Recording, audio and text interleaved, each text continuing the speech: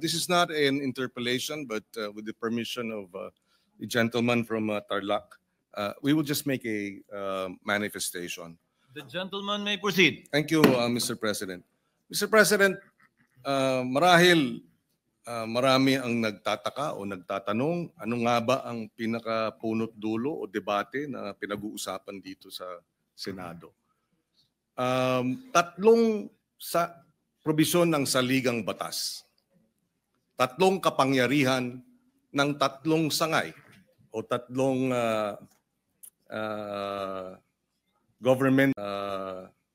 governmental entities. Yung kapangyarihan ng judicial review ng Korte Suprema, yung sole power ng House of Representatives to initiate impeachment proceedings, at yung sole power ng Senate bilang impeachment court para litisin at pagpasyahan ang isang impeachment case. Narito tayo ngayon, nagdedebate dahil yung judicial review power ng Supreme Court ay pinawalang bisa ang sole power ng House of Representatives para ito ay mag-initiate ng impeachment proceeding, at pinawalang bisa rin ang kapangyarihan ng Senado bilang sole having the sole power to try and decide impeachment cases. Dahil dito, saan tayo tutuloy? Merong na ring mga ruling ang Korte Suprema kung paano natin iha-harmonize o ihahambing ang mga nagtatalong probisyon ng saligang batas. Sinabi ng Korte Suprema sa kaso ng Civil Liberties Union versus the Executive Secretary, pati na rin sa Francisco case versus HOR, the Constitution is to be interpreted as a whole, and one section is not to be allowed to defeat another. In this case, the judicial review should not be defeated. The sole power of the House to initiate should not be defeated.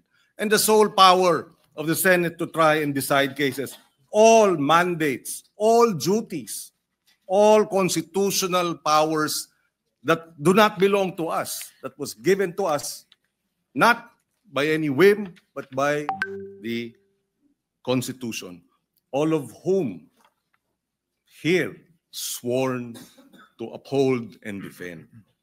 Kaya ano ang way forward?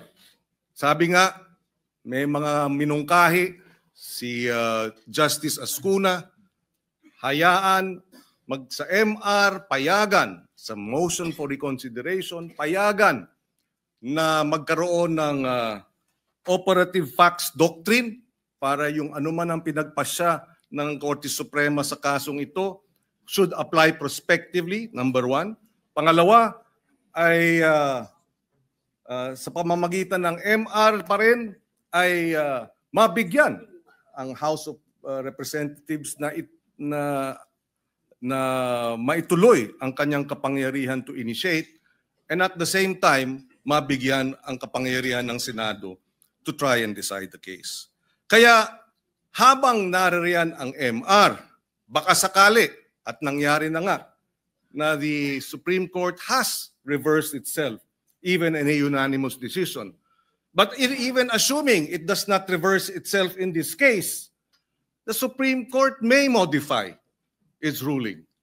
And therefore, if it modifies the ruling, assuming that it modifies but does not reverse itself, should we not await the resolution of the motion for reconsideration before we vote? Today, we hold it in abeyance or we table it. Mr. President, if I may add, the SC, the Supreme Court, hindi niya binanggit. Binanggit niya nawalan ng jurisdiction ang Senate Impeachment Court. Pero ang ibig sabihin nun ay pinawalang bisa, ginawang void ab initio ang mga kilos at pasya ng impeachment court. The convening of the impeachment court was voided. The majority decision to remand the complaint to the HOR was voided. The summons by the impeachment court were all voided, which brings us to the question, who now is deciding the impeachment case? Now that all the decisions of the impeachment court have been voided. It's a tricky question, Mr. President. But if I were to be an impeachment court judge, I would argue that we have to, in the MR, in the motion for reconsideration, intervene and uphold the impeachment court's exclusive power to try and decide the case. Why? Because it is the constitutional duty to do so. It is the order of the Constitution. We are not defying the judicial review powers. We are upholding the sole power of the Senate to try and decide impeachment cases. But having said that, sabi nga, it is our view, and this is shared precisely by former Supreme Court Chief Justice Panganiban, former Chief Justice Puno, former Constitutional Commissioner and Justice Ascuna.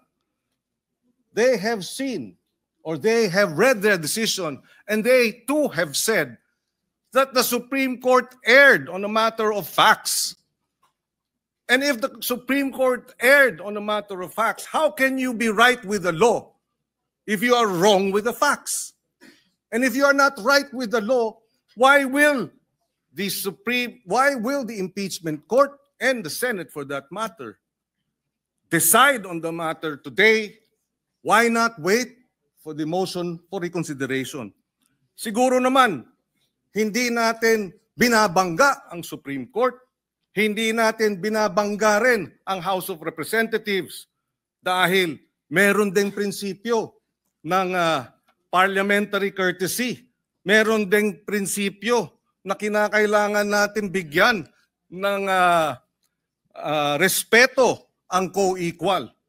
We are a co-equal to the House of Representatives. Ano na lang ang magiging repercussion na ito ang House of Representatives nag-file ng motion for reconsideration, hinihiling nila sa Supreme Court na baguhin ang ilang mga findings of facts, baguhin ang kanilang naging desisyon, habang pinangunahan ng Senado ang House of Representatives at sinabi, wala kaming pakialam sa inyong motion for reconsideration, i-dismiss namin ang kasong ito. I think out of courtesy for a co-equal, we should respect the House of Representatives. In the same way, if the Senate would, at a future time, file a case before the Supreme Court and seeks a motion for reconsideration in a matter that involves the House, we would like to think that the House will not act to have the case dismissed pending the MR out of respect for a co-equal. Sana pag-aralan natin ng husto ang pagpasya ngayong hapon. Sabi ko nga, the findings of grave abuse by the Supreme Court, thereby removing or taking away from us the jurisdiction, na wala tayong jurisdiction, that jurisdiction was not acquired on the basis of facts that are flawed, where then is the grave abuse? I don't know what the ruling will be. Perhaps they will say, yes, there was no grave abuse of discretion on the part of the House because of the 1-year bar, which was not actually, the fourth complaint was not bar. I don't know. But whatever it is, hintayin na lang naman sana natin. Respetuhin naman natin ang ating co-equal. why the convening of the impeachment court is the way to go. Dahil pag tayo ay bumoto ngayong hapon o ngayong gabi na i-dismiss ito, aksyonan ang impeachment complaint, we will be acting beyond, without legal authority dahil wala naman sa atin yung impeachment complaint. Wala namang kapangyarihan ang Senado in plenary, ultra vires, without legal authority, ang magiging desisyon natin. One final point. In the Corona impeachment trial, nang himasok, nag-TRO ang Supreme Court para sa mga bank accounts. Ano ang ginawa ng Senate Impeachment Court? Bumoto 13-10 para respetuhin ang Korte Suprema. I did not vote in favor of the TRO or respecting the TRO. But the Senate, as an impeachment court, voted and we respected it. Because it was the Senate impeachment court that decided. It was not the Senate.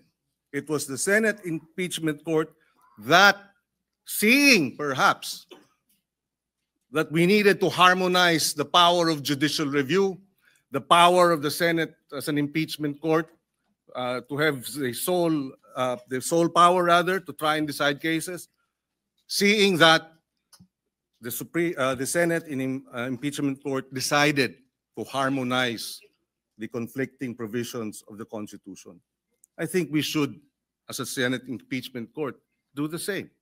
Kung ipagbobotohan na respetuhin ng Korte Suprema para walang constitutional crisis, so be it. But it ought to be the Senate impeachment court that asserts its sole power to try and decide impeachment cases.